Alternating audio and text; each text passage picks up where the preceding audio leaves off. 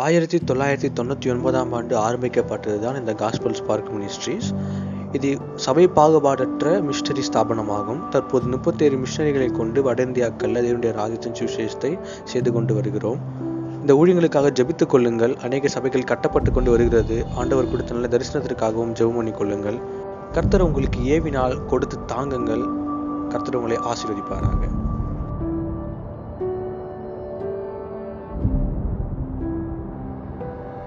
கர்த்தருடைய பரிசுத்த நாமத்திற்கு மகிமை உண்டாதாக. கிறிஸ்துவுக்குள் அருமையானவர்களே, ஆண்டவராகிய இயேசு கிறிஸ்துவின் நாமத்தினாலே இந்த டிவி சேனல் மூலமாக இந்த செய்தியை கேட்கிற உங்கள் ஒவ்வொருவரையும் காஸ்பல் ஸ்பார்க் ஊழியத்தின் சார்பாக அன்போடு கூட நான் வாழ்த்துகிறேன், வரவேற்கிறேன். அருமையானவர்களே, காஸ்பல் ஸ்பார்க் மினிஸ்ட்ரி ஆனது நீங்கள் அறிந்திருக்கிறதை போல சிறு பிள்ளைகள் மத்தியிலே மாத்திரமல்லாமல் வட இந்தியாவிலே ஒரிசா, மகாராஷ்டிரா, பீகார் இந்த 3 மாநிலங்களிலேயும் மிஷனரி பணியை செய்து ஆண்டவருடைய நாமத்தை மகிமைப்படுத்தி வருகிறது.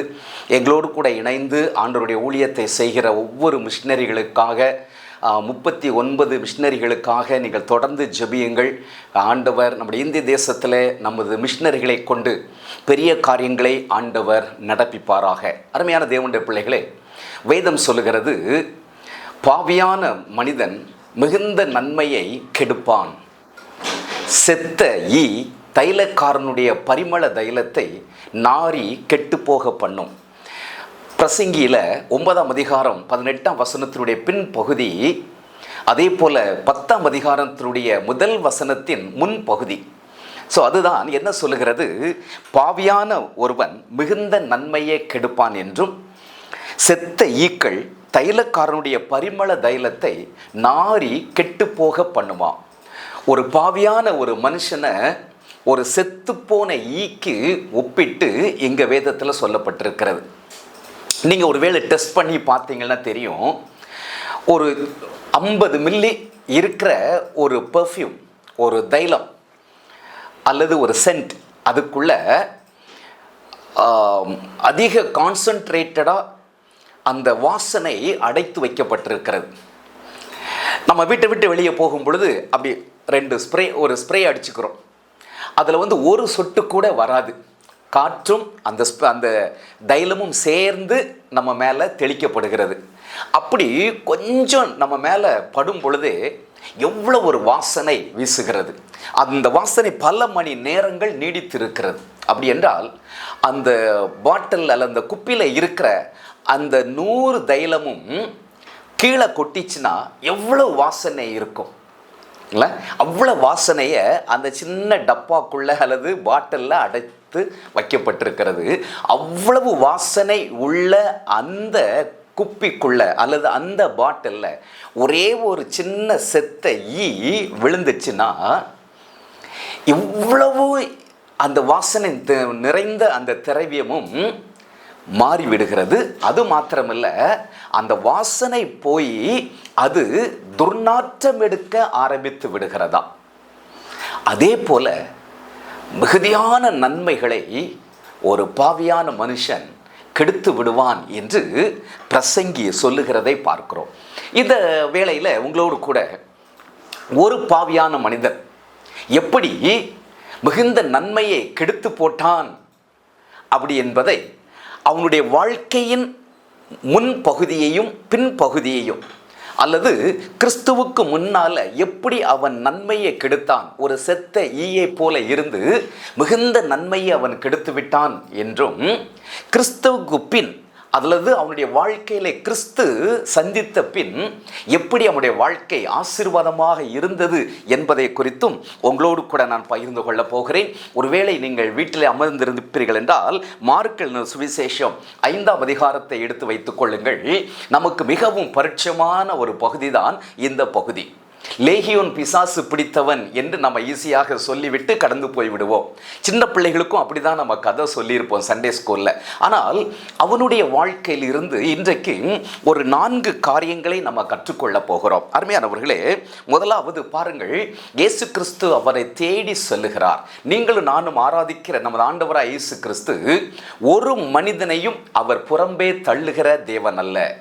ஒரு திரள் கூட்ட ஜனங்கள் இருந்தால் தான் நான் போவேன், அங்கே அற்புதம் செய்வேன், அவர்களுக்கு சுவிசேஷத்தை பிரசங்கிப்பேன் என்று இயேசு ஒரு நாளும் சொன்னதில்லை. அவருடைய நடவடிக்கைகள் ஒன்றும் அப்படி வெளிப்படுத்தவில்லை. ஒரு தனிப்பட்ட மனிதனையும் அவர் தேடி சென்று அவர் ஆசீர்வதித்திருக்கிறார். உதாரணத்துக்கு நீங்கள் பார்த்தீங்கன்னா, சீமோன் பேதுருடைய வாழ்க்கையை மாற்றுவதற்கு அவனுடைய கையின் பிரயாசத்தை ஆசீர்வதித்து அவனுடைய வாழ்க்கையே புரட்டி போடுவதற்காக அன்றைக்கு கெனசரேத்து கடல் அருகே சென்ற தேவன் அவர்.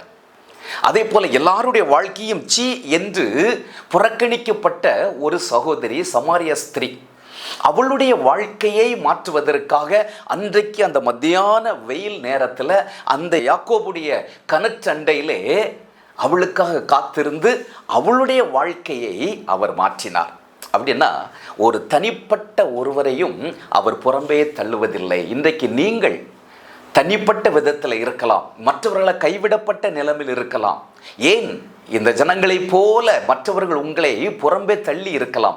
ஆனால் எவரையும் புறம்பே தள்ளாத தேவன் ஆண்டவராய் இயேசு கிறிஸ்து உங்களை தேடி வந்திருக்கிறார். அவருடைய வார்த்தையினாலே இன்றைக்கு உங்களை ஆசீர்வதிக்க போகிறார். இந்த 5ஆம் அதிகாரத்தின் 3ஆம் வசனத்தை நான் வாசிக்கிறேன். அவனுடைய குடியிருப்பு கல்லறைகளிலே இருந்தது. அவனுடைய குடியிருப்பு கல்லறைகளிலே இருந்ததா? கல்லறை நாம் விரும்பாத ஒரு இடம். ஒருவேளை நம்ம தைரியசாலியாக இருந்தாலும் இரவு நேரங்களிலே தனியாக ஒரு கல்லறை தோட்டம் இருக்கிற இடத்திற்கு, பிணங்கள் புதைக்கப்பட்டிருக்கிற இடத்திற்கு நம்ம போகும் பொழுது மனசுக்குள்ள ஒரு சின்ன பயம், ஒரு சலசலப்பு, ஒரு கலக்கம் இருக்கதான் செய்யும். அப்படிப்பட்ட இடங்களில் தங்கி இருப்பதை இவன் விரும்புகிறான். வீட்டில் தங்கி இருப்பதை அவன் விரும்பவில்லை. அவனுக்கு சந்தோஷமான ஒரு இடம், நிம்மதியான ஒரு இடம், பிரேதங்கள் அடக்கம் பண்ணப்பட்டிருக்கிற கல்லறைகள் இருக்கிற இடம். பாருங்க, ஒரு நார்மல் மனிதனை போல அல்ல, ஒரு விகற்பமான ஒரு சூழ்நிலையிலே இருக்கிற ஒரு மனிதனாக இருக்கிறான். இன்றைக்கு உங்களை பார்த்து நான் கேட்கிறேன், அருமையானவர்களே, நம்மளுடைய இடம், நாம் விரும்பி போகிற இடம், நாம் தேடி போகிற இடம் எப்படிப்பட்ட இடம், எப்படிப்பட்ட நபர் அப்படிங்கிறத நம்ம யோசிக்க வேண்டியது அவசியம். பாருங்க, லோத்துவை குறித்து வேதம் சொல்லுகிறது, அவன் சோதோமின் வாசலிலே அவன் இருந்தானாம். அப்படின்னா என்ன அர்த்தம்னா, எல்லாரும் துன்மார்க்கரும் வருவாங்க, நல்லவங்களும் வரும், கெட்டவங்களும் வருவாங்க, நல்ல காரியத்தையும் பேசுகிறவங்க இருப்பாங்க, கெட்ட காரியத்தையும் பேசுகிறவங்க இருப்பாங்க. துன்மார்க்கர் கூடி இருக்கிற ஒரு இடம், அங்கே தான் லோத்து இருந்தான். ஆனால் ஆதியாகமம் 17, 18, 19 அதிகாரத்தில் நீங்கள் வாசித்து பார்த்தீங்கன்னா, ஆபிரகாம் எங்கே இருந்தான் ஆண்டவர் அவனை சந்திக்கும் பொழுது அப்படின்னு பார்த்தீங்கன்னா, அவன் கூடார வாசலிலே இருந்தானாம். ஏசாவையும் யாக்கோபையும் குறித்து வேதத்தில் வாசிக்கும் பொழுது ஏசா வன சஞ்சாரியாக இருந்தான், வீட்டிலேயே இருக்க மாட்டான். ஆனால் யாக்கோபை குறித்து வேதம் சொல்லும்போது அவன் குணசாலியும் கூடார வாசியுமாய் இருந்தானா. அருமையான தேவனுடைய பிள்ளைகளே, இன்றைக்கு நம்மளுடைய அசோசியேஷன் யாரோடு கூட இருக்கிறது, எந்த இடத்துல இருக்கிறது? தாவீது சொல்லுகிறான், துன்மார்க்கருடைய ஆலோசனையில் நடவாமலும் பாவிகளுடைய வழியில் நில்லாமலும் பரியாசக்காரர் உட்காரும் இடத்தில் உட்காராமலும். அப்போ பாருங்க, இவனுக்கு எங்க மனிதர்கள் போக விரும்ப மாட்டார்களோ அங்கதான் இவன் போகிறான், அங்கதான் அவனுடைய குடியிருப்பு, அங்கதான் அவன் விருப்பப்பட்டு போகிறான். ஒரு பாவியான மனுஷன் அவன் விருப்பப்பட்டு போகிற இடம் எங்க இடமா? எந்த இடம் தெரியுமா? சர்ச்சிக்கா? ஆண்டவர் ஆராதிக்கிற ஒரு இடத்துக்கா? ஆண்டவருடைய பிள்ளைகள் கூடி வந்து ஆண்டவரை மகிமைப்படுத்துகிற ஒரு இடத்துக்கா? அது அவனுக்கு கசப்பாக இருக்கும். அங்கே போகிறதுக்கு அவனுக்கு மனசு இருக்காது. இன்றைக்கு உங்களை யோசித்துப்பாங்க, ஞாயிற்றுக்கிழமை எப்போ வரும், என் தேவனை எப்போ ஆராதிப்பதுக்கு நான் ஆலயத்துக்கு போவேன் அப்படிங்கிற ஒரு வாஞ்சை, விருப்பம் உங்களுக்கு இருக்குதா? அல்லது ஐயோ காலையில் ஞாயிற்றுக்கிழமை சர்ச்சுக்கு போகணுமா அப்படின்னு வெறுப்பாக இருக்குதா? யோசித்து பாருங்கள். பாவியான மனுஷன் மிகுந்த நன்மையை கெடுத்து விடுவான். அருமையானவர்களே, இரண்டாவதாக அந்த வசனத்தினுடைய பின்பகுதியை பாருங்கள். அவனை சங்கிலிகளினாலும் கட்ட ஒருவனாலும் கூடாதிருந்தது. ஸோ எவ்வளவோ அவனை சங்கிலிகளினால் கட்டி வைக்கப்பட்டிருந்தும், விலங்குகளினால் கட்டப்பட்டிருந்தும் அதெல்லாம் அவன் முறித்து போட்டு விடுகிறான். ஒரு முரட்டாட்டமான சுபாவம் நிறைந்தவன். அவனை கட்ட யாராலும் முடியாது. ஒரு காலத்தில் அந்த திருடனை கண்டுபிடிச்சிட்டாங்கன்னா மரத்தில் கட்டி வச்சு அடிப்பாங்க இல்லை? ஆமாம். ஆனால் அவன் திருந்திருவானா அப்படின்னு பார்த்தா திருந்த மாட்டான். அந்த அடிப்பட்டதெல்லாம் சரியான பிறகு திருப்பியும் அதே வேலையை தான் அவன் செய்ய போவான். அப்போ தண்டனை அவனை திருத்தாது. இல்லையா? ஆமாம், அப்படிப்பட்ட ஒரு முரட்டு சுபாவம் உள்ளவனாக இருந்தான். அருமையானவர்களே, இன்றைக்கி உங்களை யோசித்து பாருங்களேன். முரட்டாட்டமான சுபாவம் அல்லது ரெண்டகமான காரியங்கள் உங்களுடைய வாழ்க்கையில் இருக்குதா? யோசித்து பாருங்கள். அப்படின்னா நீங்கள் மிகுந்த நன்மையை கெடுக்கிற ஒரு நபராக மாறிவிடுவீர்கள். மூன்றாவதாக 4ஆம் வசனம், அவன் அநேகந்தர விலங்குகளினாலும் சங்கிலிகளினாலும் கட்டப்பட்டிருந்தும் சங்கிலிகளை முறித்து விலங்குகளை தகர்த்து போடுவான், அவனை அடக்க ஒருவராலும் கூடாதிருந்தது. அடக்க அப்படின்னு சொன்னால் வார்த்தையினால் சொல்லி அவனை கட்டுப்படுத்த, அந்த சங்கிலிகளினால் கட்டியும் அவனை ஒன்றும் பண்ண முடியல. இங்கே வார்த்தையினால் சில நேரங்களில் சிலர் வார்த்தையை சொன்னால் அந்த அடித்து அவனை திருத்துறதை விட சில வார்த்தையை சொல்லி நம்ம இது பண்ணும்போது மனம் மாறிடுவாங்க இல்லை? அந்த வார்த்தை அந்த அளவுக்கு கொண்டு வந்து விடும். ஆமாம். ஆனால் இவனை பாருங்கள், அப்படியும் அடக்கவும் முடியவில்லை, கட்டவும் முடியவில்லை, அடக்கவும் முடியவில்லை. நம்ம பொதுவாக தமிழில் சொல்லுவோம், அடங்கா பிடாரியாக இருக்கிறான்னு சொல்லுவாங்கள்ல. எதற்கும் அடங்காத ஒரு சுபாவம். அன்பா சொன்னாலும் கேட்க மாட்டாங்க, வம்பா சொன்னாலும் கேட்க மாட்டாங்க, தண்டிச்சாலும் கேட்க மாட்டாங்க, பனிஷ்மெண்ட் கொடுத்தாலும் மாற மாட்டாங்க. ஸோ அப்படிப்பட்ட ஒரு சூழ்நிலையில் தான் இவன் இருக்கிறதை நம்ம பார்க்கிறோம். பாவியான ஒரு மனுஷன் மிகுந்த நன்மையை கெடுத்து விடுவார். இப்போ இப்படிப்பட்ட ஒரு மனிதன், இவனை வேத பண்டிதர்கள் என்ன சொல்லுகிறார்னா ஒரு வாலிபன் என்று சொல்லுகிறார்கள். அவனுக்கு ஒரு 19 to 25 வயதுக்குள்ளே இருக்கலாம் என்று சொல்லி கணிக்கிறார்கள். அப்போ ஒரு வாலிப மகன் இப்படி இருந்தா, இப்படிப்பட்ட சூழ்நிலை இருந்தா அவனுடைய பெற்றோர்களுக்கு எவ்வளோ ஒரு வேதனையாக இருந்திருக்கும் பாருங்க.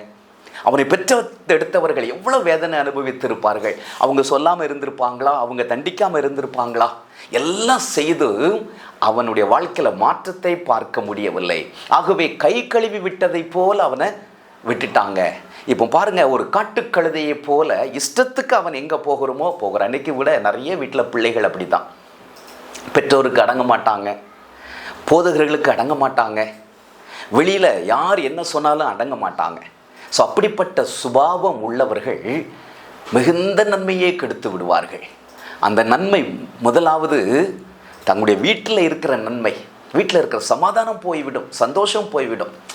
ஊழியத்தின் பாதைகளில் ஒரு நாள் ஒரு வீட்டுக்கு போயிருந்த பாருங்க. அப்போது ஒரு தம்பியை பற்றி அவங்க அம்மா சொன்னாங்க, இவன் பறக்காமல் இருந்திருந்தா நல்லா இருந்திருக்கும் அப்படின்னு சொன்னாங்க. ஆனால் அவனை பல வருஷங்கள் குழந்தை பாக்கியம் இல்லாமல் ஆண்டவர்கிட்ட ஜெபித்து வாங்கின ஒரு பையன் அவன்.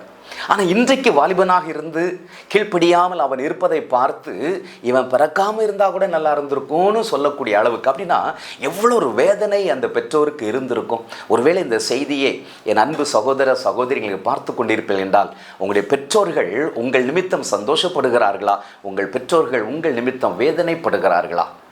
பாருங்க, யோவான் ஸ்நானகனுடைய பிறப்பை குறித்து அநேகர் சந்தோஷப்படுவார்கள் என்று வேதம் சொல்கிறது. உன் பெற்றோர்கள் சந்தோஷப்படுவார்கள், அநேகர் சந்தோஷப்படுவார்கள் என்று.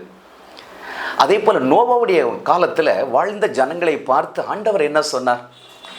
மனிதன் இந்த உலகத்தில் உருவாக்குனதற்காக கர்த்தர் வேதனை அடைந்தார் என்று சொல்லப்பட்டிருக்கிறது, மனஸ்தாபப்பட்டார் என்று சொல்லப்பட்டிருக்கிறது. இன்றைக்கு நீ இந்த உலகத்தில் பிறந்ததை குறித்து உங்கள் அப்பா அம்மா சந்தோஷப்படுறாங்களா? உன்னோட நடவடிக்கை அவர்களை சந்தோஷப்படுத்துவதை போல இருக்கிறதா? நீ அவர்களுக்கு கீழ்ப்படுகிறீர்களா? வாலிப தம்பி தங்கச்சி யோசித்து பாருங்கள். அப்படி இல்லைன்னா நீங்கள் மிகுந்த நன்மையை கெடுக்கிறவர்களாக இருக்கிறீர்கள்.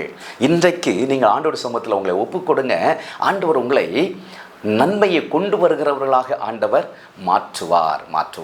பாருங்க, இப்போ இவனுடைய ஒவ்வொரு நடவடிக்கைகளும் ஒரு மாய்மாலமான ஒரு காரியங்களாக இருக்கிறது.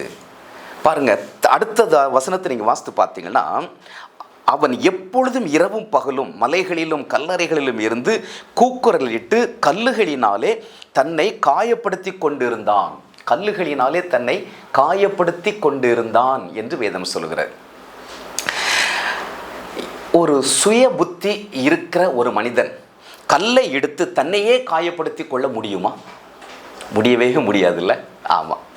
ஆனால் பாருங்க, அப்போ அவனுக்கு ஒரு சுய புத்தி கூட இல்லை.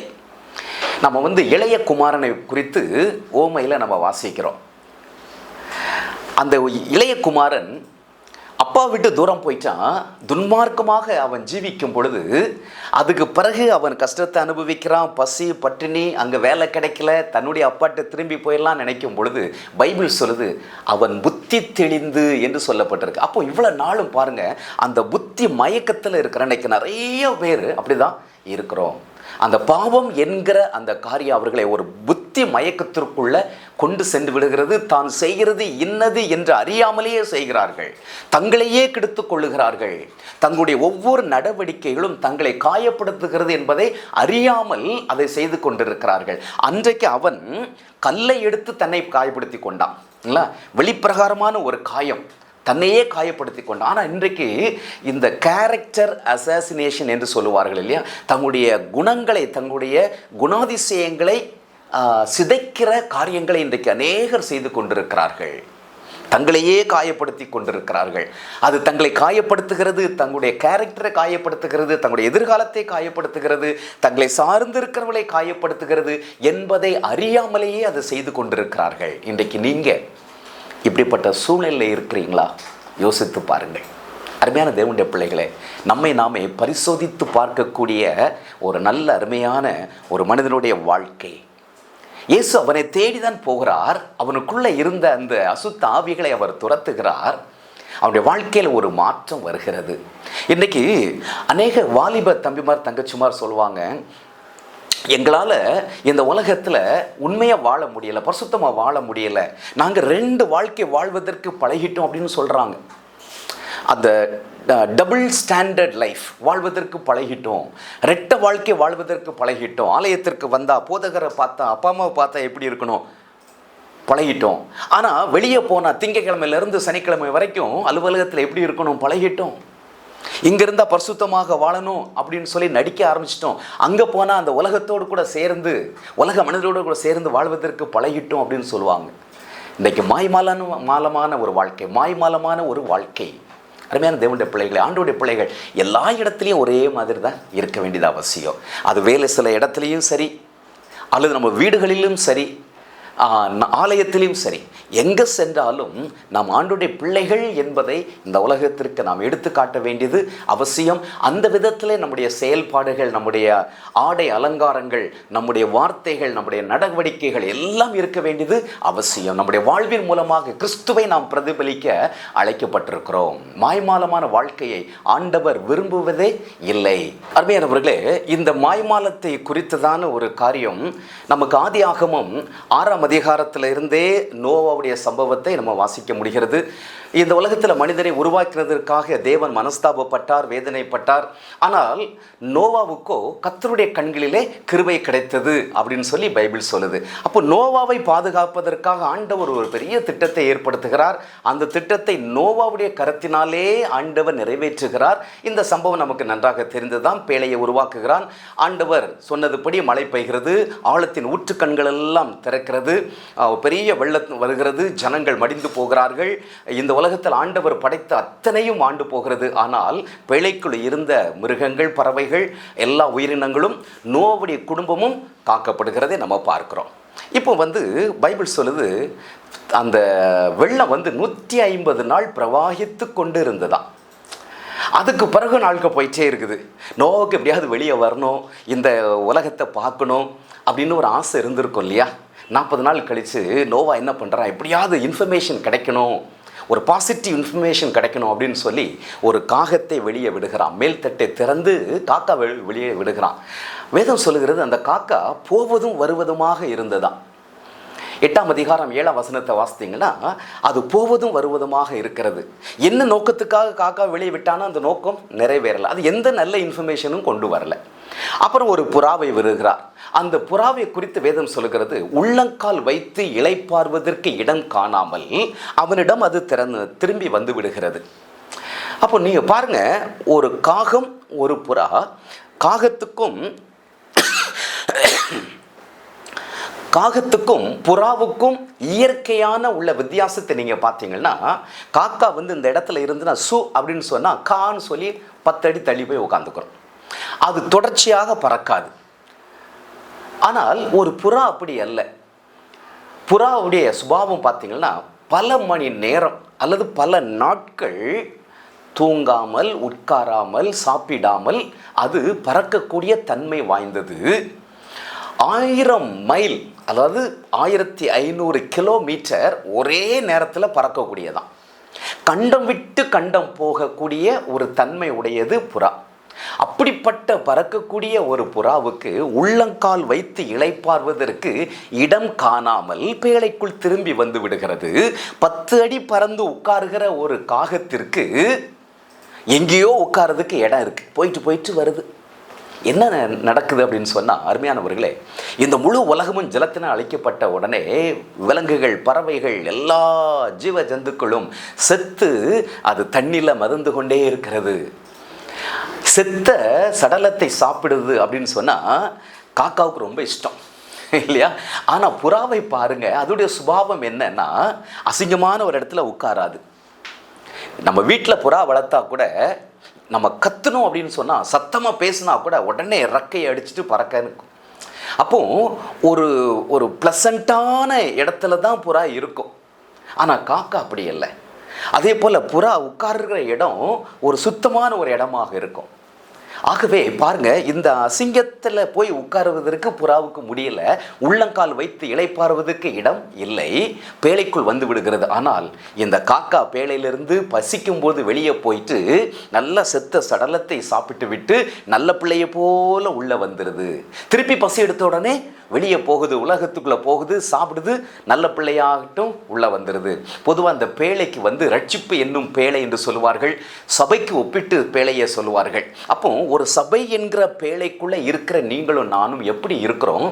ஞாயிற்றுக்கிழமை நல்ல பிள்ளையை போல பரிசுத்தமாக பைபிளை தூக்கிட்டு வெள்ளையும் போட்டுட்டு அல்லேலியா ஸ்தோத்திரம் என்று சொல்லிட்டு திங்கட்கிழமையிலிருந்து அடுத்த சனிக்கிழமை வரைக்கும் யாரோடு கூட நமக்கு தொடர்பு இருக்கிறது, எப்படிப்பட்ட இடத்துல நம்ம இருக்கிறோம் அப்படிங்கிறதை நாம் சீர்தூக்கி பார்க்க வேண்டியது அவசியம். ஒரே இடத்துல தான் இருக்கிறோம், ஆனால் நம்முடைய உறவு எப்படிப்பட்டவர்களோடு கூட இருக்கிறது, எப்படிப்பட்ட இடத்தில் இருக்கிறது? துன்மார்க்கமான ஜனங்களோடு கூட உறவு வைத்துக் கொள்ளுகிறோமா? அசிங்கத்தோடு தொடர்பு இருக்கிறதா? இந்த மாய்மாலமான வாழ்க்கையை, இந்த காக்கா வாழுகிற இந்த வாழ்க்கையை ஆண்டவர் வெறுக்கிறார். மாய்மாலமான வாழ்க்கையை தேவன் வெறுக்கிறார். அதில் ஆண்டவருக்கு பிரியம் கிடையாது. ஆனால் புறா பரிசுத்தமான ஒரு பறவைக்கு அடையாளம். அது அசுத்தத்தில் இருக்காது, அசுத்தத்தை சாப்பிடாது, அசுத்தத்தில் ஐக்கியம் கொள்ளாது. இன்றைக்கு நம்முடைய வாழ்க்கை அதே போல இருக்க வேண்டும் என்று ஆண்டவர் விரும்புகிறார். ஆனால் இந்த மனிதனுடைய குடியிருப்பு கல்லறையில் இவனை கட்டவும் முடியவில்லை, அடக்கவும் முடியவில்லை, தன்னையே காயப்படுத்தி கொண்டிருக்கிறவன். ஆனால் அந்த மனிதனையும் ஆண்டவர் தேடி சென்றார். அவனுடைய வாழ்க்கை மாறுகிறது. அவனுக்குள்ளே இருந்த அசுத்த ஆவிகள் புறப்பட்டு செல்லுகிறது. அது வேண்டிக் கொள்கிறது, அந்த பன்றிகளுக்குள்ளே எங்களை அனுப்புங்கள் என்று சொல்லி. போங்கன்னு ஆண்டவர் சொல்லுகிறார். அது போயிருது. அந்த 2000 பன்றிகள் மேட்டிலிருந்து ஓடி கடலில் விழுந்து மாண்டு போனது என்று சொல்லி வேதம் சொல்லுகிறது. பாருங்க, ஒரு 2000 பன்றிகள். ஒரு பன்றி இன்றைக்கு உள்ள விலையில் குறைஞ்ச விலை போட்டால் 10,000 ரூபான்னு வச்சுக்கோங்களேன். ஒரு பன்றியுடைய விலை 10,000 ரூபாய் அப்படின்னு சொன்னால் 2000 பன்றிகள் 2 கோடி ரூபாய். அந்த 2 கோடி ரூபாய் மதிப்புள்ள பன்றிகள் மாண்டு போயிற்று. ஆனால் ஒரு மனிதனுடைய வாழ்க்கை மாற்றப்பட்டது. ஆத்துமா வெளியேற பெற்றது. அருமையானவர்களே, 2 கோடி அல்ல, 20 கோடி கொடுத்தாலும் ஒரு ஆத்மாவுடைய மீட்பு என்பது அதைவிட மேலான விலை மதிப்பற்றது. ஆண்டவருக்கு 2 கோடி முக்கியமா, ஒரு ஆத்துமா முக்கியமா அப்படின்னா ஆத்துமா தான் முக்கியம். உங்களுக்காக, எனக்காக, நம்முடைய ஆத்துமாவை மீட்டுக்கொள்வதற்காகத்தானே அந்த கேடு அடைந்தார் சிலுவையில். ஆகவே உங்களை நேசிக்கிறார், என்னை நேசிக்கிறார். அவருடைய கடைசி துளி ரத்தத்தையும் உங்களுக்காக, எனக்காக, என்னுடைய மீட்புக்காக, உங்களுடைய மீட்புக்காக கல்வாரி சிலுவையிலே ஊட்டி கொடுத்து தன்னுடைய அன்பை வெளிப்படுத்தின தேவன். ஆகவே நம்முடைய ஆத்தும ரட்சிப்பு என்பது விலையேற பெற்றது. அதை தான் ஆண்டவர் விரும்புகிறார். 2 கோடி நஷ்டமடைந்தாலும் பரவாயில்ல, ஒரு மனிதனுடைய வாழ்க்கை மாற்றப்பட்டது. அருமையான தேவனுடைய பிள்ளைகளை, உங்கள் மேல் ஆண்டவர் அவ்வளவு அன்பு வைத்திருக்கிறார். நம்மேல் ஆண்டவர் அன்பு வைத்திருக்கிறார். அப்போ பாருங்க, இதுக்கு பிறகு அவனுடைய வாழ்க்கை எப்படி இருந்தது? கொரிந்து திருச்சபையாருக்கு பவுல் எழுதும் பொழுது 2 கொரிந்தியர் 5ஆம் அதிகாரம் 17ஆம் வசனத்தில் பவுல் எழுதுகிறார், இப்படி இருக்க ஒருவன் கிறிஸ்துவுக்குள் இருந்தால் புது சிருஷ்டியாக இருக்கிறான், பழையவைகள் ஒளிந்து போயின, எல்லாம் புதிதாயின. அப்போ கிறிஸ்துவுக்குள் ஒரு மனிதன் வரும் பொழுது அவன் ஒரு புதிய சிருஷ்டியாக, ஒரு நியூ கிரியேஷனாக அவன் மாற்றப்படுகிறான். பழைய சுபாவங்கள், பழைய பழக்க வழக்கங்கள், பழைய பாவ காரியங்கள் எல்லாம் மறைந்து எல்லாமே புதிதாக மாற்றப்படுகிறது. அவனுடைய வாழ்க்கை ஒரு புதிய சிருஷ்டியாக மாற்றப்படுகிறது. இப்படி இருக்க ஒருவன் கிறிஸ்துவுக்குள் இருந்தால், இந்த மனிதனுடைய பழைய வாழ்க்கையை பாருங்கள். அடக்க முடியாதவன், கட்ட முடியாதவன், கல்லறைகளிலே குடியிருக்கிறவன். ஆண்டவருடைய பிள்ளைகளை பார்த்தா அவனுக்கு வெறுப்பாக இருக்கும், சலிப்பாக இருக்கும். ஆண்டவரை ஆராதிக்கிறத பார்த்தா அவனுக்கு கடுப்பாக இருக்கும். ஆலயத்துக்கு போக விரும்ப மாட்டான். அவன் இருக்கிற இடம்லாம் அங்கே தான். இன்னைக்கு அப்படிப்பட்ட ஒரு சுபாவத்தில் இருக்கிறீங்களா? பைபிள் எடுத்து வாசிக்கிறதுக்கு வாஞ்ச வருதா? விருப்பம் இருக்கா? முட்டி போட்டு ஜெபம் பண்ணணும் அப்படிங்கிற விருப்பம் இருக்குதா? ஆலயத்துக்கு போகணும், ஆண்டவரை ஆராதிக்கணும் அப்படிங்கிற ஒரு வாஞ்சை இருக்குதா? அப்படி இல்லைன்னா உங்களை இந்த நாளிலே மாற்றுவதற்கு ஆண்டவர் சமூகத்தில் ஒப்பு கொடுங்க. இயேசுக்கு உங்களுடைய வாழ்க்கையை ஒப்பு கொடுத்த இந்த மனிதனுடைய வாழ்க்கை, அதற்கு பின்பு அவன் எப்படி இருந்தான்? நான் வாசிக்கிறேன் 15ஆம் வசனம். இயேசுவினிடத்தில் வந்து லேகியோனாகிய பிசாசுகள் பிடித்திருந்தவன் வஸ்திரம் தரித்து உட்கார்ந்து புத்தி தெளிந்திருக்கிறதை கண்டு மற்ற ஜனங்கள் பயந்தார்களாம். அங்கே பாருங்க, அவன் வஸ்திரம் தரித்து, அப்போ இதுக்கு முன்னாடி வரைக்கும் சரியான ஒரு வஸ்திரம் தரிக்க மாட்டான். ரெண்டாவது, உட்கார்ந்து, எங்கேயும் உட்கார மாட்டான். ஏன்னா அவன் அடங்காப்படாரியாச்சே, உட்கார மாட்டான். இப்போ சாந்தமாக உட்கார்ந்துருக்கிறான். புத்தி தெளிந்திருக்கிறதை கண்டு அவன் வாழ்க்கையில் ஒரு பெரிய மாற்றம், ஒரு சாந்த குணம், இல்லை, அமைதியாக உட்கார்ந்துருக்கிறான் இயேசுடைய பாதப்படியில். அப்படிப்பட்டவனை பார்த்து அவர்கள் பயப்படுகிறார்கள். அவன் வந்து இயேசுத்தை கேட்குறான். இயேசு அங்கேருந்து படவில் ஏறி அடுத்த இடத்துக்கு போன உடனே கேட்குறான், நான் உங்கள் கூடயே வருகிறேனேன்னு கேட்குறான். இயேசு அவனுக்கு அனுமதி கொடுக்காம அவர் சொல்லுகிறார். இயேசு அவனுக்கு உத்தரவு கொடாமல், நீ உன் இனத்தாரிடத்தில் உன் வீட்டிற்கு போய் கர்த்தர் உனக்கு இறங்கி உனக்கு செய்தவைகளை எல்லாம் அவர்களுக்கு அறிவி என்று சொன்னார். அவன் வாழ்க்கை மாற்றப்பட்டுச்சு இல்லையா? ஆமாம். ஸோ இப்போ அதை போயிட்டு உன் இனத்தாளத்துக்கும் உன் ஜனங்களிடத்திற்கும் போய் சொல்லு அப்படின்னு ஆண்டவர் சொன்ன உடனே அவன் புறப்பட்டு போகிறான். அவனுடைய வாழ்க்கை மாற்றத்தை சாட்சியாக கூறி அறிவிக்கிறான். எங்கெல்லாம் சொல்கிறான் பாருங்க. அந்தபடி அவன் இயேசு தனக்கு செய்தவைகளை எல்லாம் தெக்கப்போலி என்னும் நாட்டில் பிரசித்தம் பண்ண தொடங்கினான். எல்லாரும் ஆச்சரியப்பட்டார்கள். உங்களுடைய மன மாற்றம் அநேகருக்கு ஆச்சரியத்தை கொண்டு வரும். உங்களுடைய கேரக்டர் மாற்றம் அநேகருக்கு ஆச்சரியத்தை கொண்டு வரும். பாவியான மனுஷன் மிகுந்த நன்மையை கெடுப்பான், ஆனால் மனமாற்றம் அடைந்த ஒரு மனிதன் மிகுந்த நன்மையை கொண்டு வருவான். ஒரு செத்தை தைலக்காரருடைய குப்பியில் இருக்கிற தைலத்தை நாரி கெட்டு போக பண்ணும், ஆனால் ஒரு நல்ல மனிதனால அநேக நன்மைகள் கிடைக்கும். இன்றைக்கு நீங்கள் எப்படிப்பட்ட மனிதர்களாக இருக்கிறீர்கள்? சற்று யோசித்து பாருங்கள். கிறிஸ்துவுக்கு முன் உங்கள் வாழ்க்கை எப்படி இருந்தது? கிறிஸ்துவுக்கு பின் எப்படி இருக்கிறது? நான் ஆண்டவரை ஏற்றுக்கொண்டேன் அப்படின்னு சொல்லி இன்னும் பழைய வாழ்க்கையோடு கூட இருப்பீங்கன்னா சரியான ஒரு மனமாற்றத்திற்குள்ள நீங்கள் வரவில்லை என்று அர்த்தம். ஆகவே அருமையான தேவனுடைய பிள்ளைகளே, ஆண்டவருக்குள்ள வந்த பிறகு உங்களுடைய வாழ்க்கை மாற்றம் இருக்க வேண்டியது அவசியம். ஒரு முறை ஒரிசாவுக்கு நான் ஊழியத்துக்கு சென்றிருக்கும் பொழுது ஒரு கிராமத்துக்கு ஞானஸ்நான ஆராதனைக்காக போகிறோம். அங்கே ஒரு நல்ல ஒரு கார் ஒன்று நிற்குது, லக்ஸூரியஸ் கார். அப்போ நான் மிஷினரிட்ட கேட்குறேன், தம்பி இந்த கார் ஒன்று இருக்குத, இங்கே இப்படிப்பட்ட கார் எப்படி? ஏன்னா அங்கே கார் வர்றதுக்கு வாய்ப்பே இல்லை. அப்போ எனக்கும் தெரியல அப்படின்னு சொன்னாங்க. போய் பார்த்து அங்கே ஒரு சகோதரி, அவருடைய மகள் இருந்தார்கள். அதுக்கு பிறகுதான் அவர்களை குறித்து சொன்னாங்க. அந்த பகுதியில் இருக்கிற ஒரு பெரிய சிட்டிக்குள்ளே இருக்கிற ஒரு பெரிய ரவுடியுடைய மனைவியும் அவருடைய பிள்ளைகளும் அவங்க ஆண்டவருக்குள்ளே இப்போ தான் கொஞ்சம் கொஞ்சமாக வந்துட்டு இருக்கிறாங்க. அந்த சகோதரி சொன்ன ஒரு சாட்சி, நாங்கள் எப்போ இயேசு கிறிஸ்துவை எங்களுடைய வாழ்க்கையில் ஏற்றுக்கொண்டோமோ அன்றிலிருந்து என்னுடைய ஹஸ்பண்டுடைய வாழ்க்கையில் ஒரு பெரிய மாற்றத்தை நாங்கள் பார்க்கிறோம். அவர் எத்தனையோ கொலைகள் செய்திருக்கிறார், எத்தனையோ அடாவடி காரியங்களை செய்திருக்கிறார். ஆனால் இன்றைக்கு அவர் அமைதியாக வீட்டில் இருக்கிறார். எந்த ஒரு பிரச்சனைக்கும் எந்த ஒரு அடாவடிக்கும் சண்டை சச்சரவுக்கும் அவர் போவதில்லை. அவருடைய வாழ்க்கையில் ஒரு பெரிய மாற்றத்தை பார்க்கிறோம். இதுதான் ஒரு மாற்றம். சவுலை குறித்து நம்ம வேதத்தில் வாசிக்கிறோம். எவ்வளவு முரட்டாட்டமானவன், சபையை துன்புறுத்தி கொண்டிருந்தவன். ஆனால் ஒரே ஒரு வார்த்தை, இயேசுடைய வார்த்தை, முள்ளில் உதைக்கிறது உனக்கு கடினமாம் என்கிற அந்த வார்த்தை சவுலுடைய வாழ்க்கையை தலைகீழாக மாற்றிட்டு, ஆண்டவரே நான் என்ன செய்யணும்? அதே போல் நம்முடைய வாழ்க்கை மாற்றப்பட வேண்டியது அவசியம். நம்முடைய வாழ்க்கை ஒரு சாட்சியுள்ள வாழ்க்கையாக மாற்றப்படும் பொழுது இந்த மனிதனை பார்த்து எல்லாரும் ஆச்சரியப்பட்டார்கள். அதே போல் உங்களுடைய வாழ்க்கையை பார்த்து எல்லாரும் ஆச்சரியப்பட்டு தேவனுடைய நாமத்தை மகிமைப்படுத்துவார்கள். அப்படிப்பட்டதான ஒரு நல்ல வாழ்க்கையை, ஒரு சாட்சியுள்ள வாழ்க்கையை, ஒரு கிறிஸ்துவின் அன்பை பிரதிபலிக்கிற வாழ்க்கையை ஆண்டவர் உங்களுக்கு தருவாராக. உங்கள் நிமித்தம் ஆண்டவருடைய நாமம் மகிமைப்படுவதாக. நீங்கள் இந்த உலகத்திற்கு ஒரு நற்கந்தமாக திகழ உங்களை வாழ்த்துகிறேன். God bless you. சுவிசேஷம் பறைசாற்றப்பட உங்களின் பங்கு என்ன? மிஷனரியை தாங்கலாம், ஆலயம் கட்டி கொடுக்க முன் வரலாம், இம்மாணவர்களின் படிப்பு தேவைகளை சந்திக்கவும் உதவி செய்ய முன் வரலாம். ஆதிவாசி பிள்ளைகளின் வாழ்வு வளம் பெற இலவசமாக பள்ளிகள் நடத்தப்பட்டும் வருகிறது. தொடர்ந்து ஊழியத்தை உங்கள் அனுதின ஜெபத்தாலும் உதாரத்துவமான உங்கள் காணிக்கையாலும் தாங்குங்கள்.